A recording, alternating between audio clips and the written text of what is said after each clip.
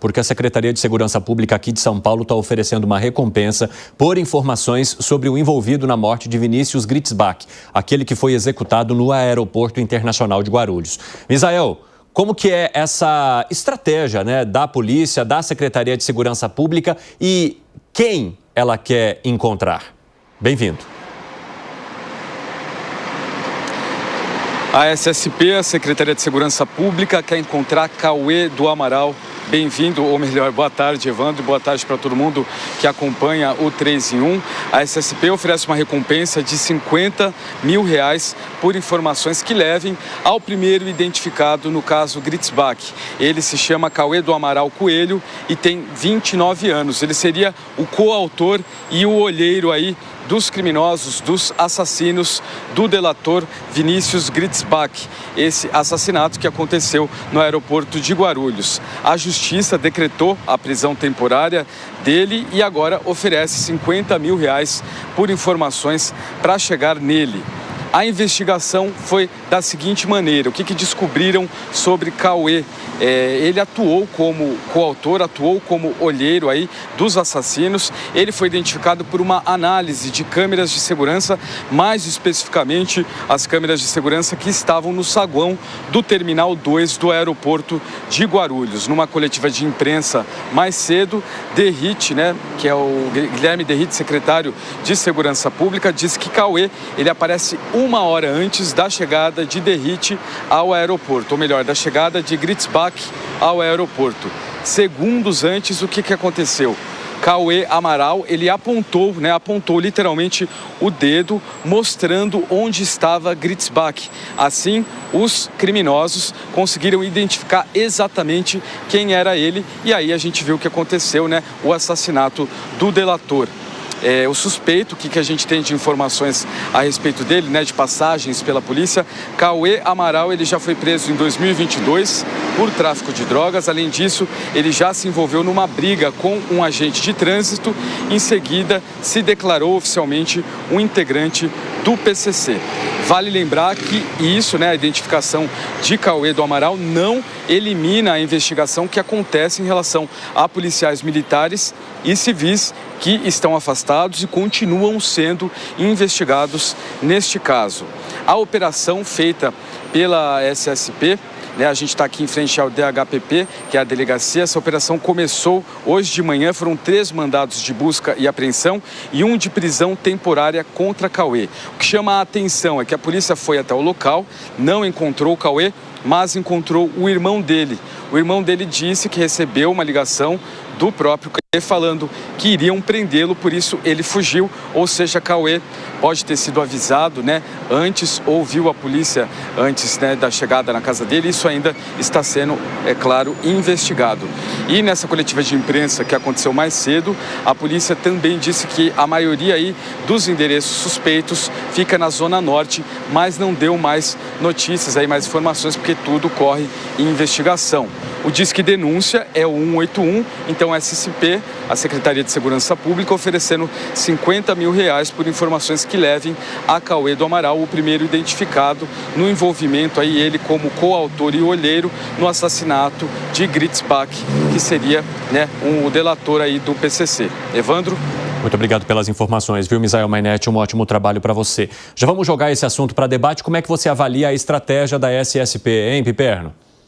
Evandro, vamos contar para a nossa audiência o que estava acontecendo aqui no estúdio, À medida que o Misael fazia aí o relato dele, dava as informações corretas, a gente começou, eu, inclusive, enfim, a gente começou a rir aqui no estúdio, porque, veja, o cidadão, esse que está sendo procurado, esse tal de Cauê, ele já foi preso por tráfico de drogas, briga com o oficial do trânsito, confessou ser do PCC, sabe que a polícia está lá procurando ele porque ele tem informação privilegiada em relação a isso. Então, o que esse cidadão está fazendo na rua? Quer dizer, assim, quem é que deixa ainda, permite que esse cidadão circule? E aí, esse é o tipo do cenário em que a única coisa que a gente pode dizer, que eu particular, o primeiro sentimento que me ocorre é o de solidariedade à polícia, ver o pessoal que está na rua prendendo bandido, porque esse cara já foi preso, ele já falou que é do PCC, que é traficante, isso, aquilo, e continua na rua. Então, todo o trabalho que foi feito para identificar esse cidadão, para prender esse cidadão, não valeu de absolutamente nada. Então, minha solidariedade aos agentes de segurança que cumpriram o seu dever. Bom, e aí voltamos a um problema que você sempre menciona, né, Alan Gani? A reincidência tem muito a ver com a impunidade. Exatamente. Inclusive, o delegado Palumbo, ele conta uma história que é muito pertinente, vai ao encontro do relato do Piperno, que ele prendeu 9 meses...